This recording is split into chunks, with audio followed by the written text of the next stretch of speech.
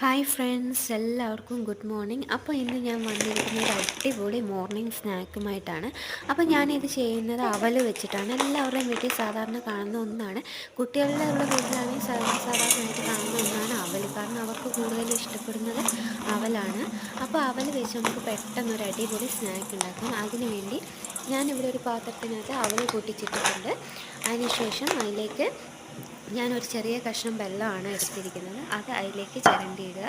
ഇട്ടതിന് ശേഷം ഒരു തേങ്ങയാണ് എടുത്തിരിക്കുന്നത്. ഒരു തേങ്ങ നന്നായിട്ട് ചിരണ്ടിയതിന് ശേഷം അതിലേക്ക് ഇടുക. വെല്ലവും അവലും നന്നായിട്ട് അതിലേക്ക് വെല്ലവും അവലും, അതായത് ശർക്കരയും എല്ലാം കൂടെ ഇട്ട്, ശർക്കര വെല്ലം എന്നൊക്കെ എല്ലായിടത്തും ഓരോ സ്ഥലത്ത് ഓരോ പേരാണ്.